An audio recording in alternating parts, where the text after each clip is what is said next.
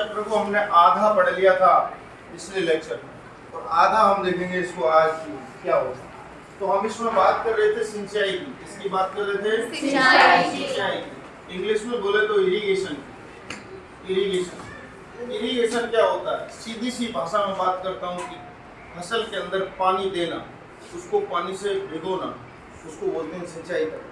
अलग अलग जगह पर अलग अलग प्रकार के सिंचाई की विधियां हैं जो काम में ली जाती हैं। उनमें से एक आपके स्प्रिंकलर सिस्टम में पढ़ा के गया था। मैं बात करता हूं कि सिंचाई को करने के लिए आपको किस टाइप के सोर्स चाहिए। तो कुएं चाहिए। कुआं एक पुराने जमाने में सोर्स होता था। कुआं खुदा हुआ कुआं या खोदे हुए कुएं। दूसरा प्रकार है कुएं का, वो है नलकूप। नलकूप से हम सिंचाई करते थे, इंजन वगैरह लगाकर कुछ में करते थे कि नहीं करते। तीसरा जो चीज है, हम सिंचाई करते हैं नहरों से। इससे नहरों से हम सिंचाई करते हैं नदियों से। हम सिंचाई करते हैं तालाबों से, यानी जहां भी पानी होता है। लेकिन मैं आपको बता दूं कि जब जमाने में ये इलेक्ट्रिक मोटर नहीं हुआ करती थी, विद्युत मोटर नहीं हुआ करती थी, उस समय हम बैल के द्वारा एक बहुत बड़ा पानी का चमड़े का एक जिसमें पानी रख लेते हैं, उसको कुएं के अंदर डालते, उसमें पानी भर जाता, उसको बैलों से खिंचवा के फिर उसको खेत के अंदर डाल देते और उस प्रकार से हम सिंचाई का काम करते हैं। बस समझ में आ रही है? तो सिंचाई का क्या है? तालाब से। और वर्षा जल संरक्षण एक विधि होती है जो राजस्थान में होती है कि इस टाइप से अगर कोई घर है और उस घर की छत के ऊपर जो पानी आ रहा है, इस पानी को हमने कलेक्ट कर करके और एक टैंक बना रखा है नीचे, और इस टैंक के अंदर इकट्ठा कर रहे हैं। जब जरूरत पड़ेगी तो इस वाले पानी से हम खेतों को इरिगेट करेंगे, सिंचाई करते हैं। बात समझ में आ रही है? तो सिंचाई करने के अलग अलग मेथडों में से मैंने आपको बताया। हम अगला बात करते हैं फसल के पैटर्न। फसल के पैटर्न कि फसल के पैटर्न क्या होते हैं। फसल के मोस्टली 3 पैटर्न। पहला है मिश्रित खेती। मिश्रित खेती कौन सा? मिश्रित खेती।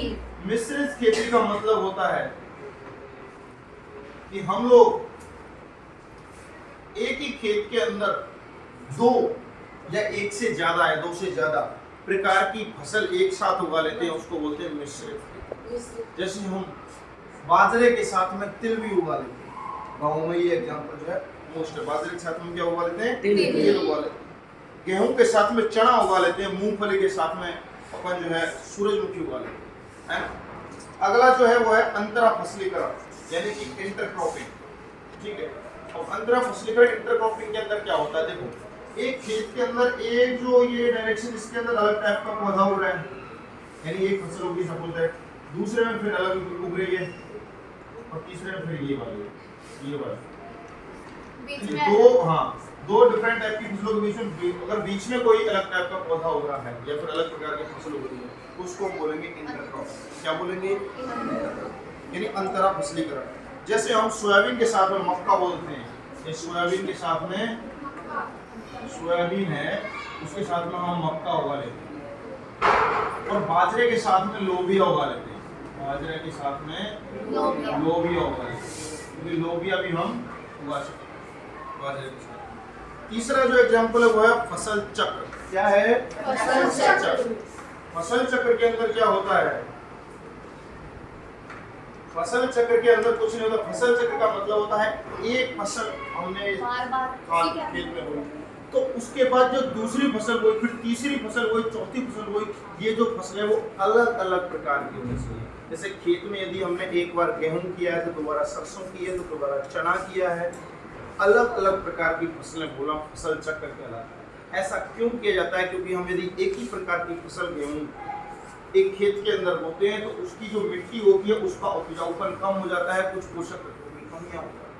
इसलिए हम अलग अलग प्रकार की खेती हमको करनी चाहिए। ठीक है। बात करते हैं कि मिट्टी की गुणवत्ता बनी रहे। मिट्टी की गुणवत्ता मैंने आपको बताया कि सॉइल की फर्टिलिटी यदि बनी रहेगी कब? जब आप अलग अलग प्रकार की फसल बोगे, फसल चक्र करोगे तो मिट्टी की क्वालिटी बनी रहेगी। कीट खरपतवार को नियंत्रित करते हैं। जो कीड़े मकोड़े हैं वो खरपतवार को नियंत्रण करते हैं। खरपतवार मतलब बोले तो जो फसल के साथ में उगता है, अनावश्यक पौधे उगते हैं, फसल के साथ में घास वगैरह अनावश्यक पौधे को बोलते हैं। तो इन चीज़ों को अगर हम करें तो इनको नियंत्रित कर सकते हैं हम इंटरक्रॉप फसल करके, ठीक है। एक बार हम उपजाऊ बनाने के बाद उपजाऊ फसल सुचारू रूप से उगाई जा सकती है। अगला जो है वो टॉपिक है हमारा फसल सुरक्षा प्रबंधन। बंद कर दो।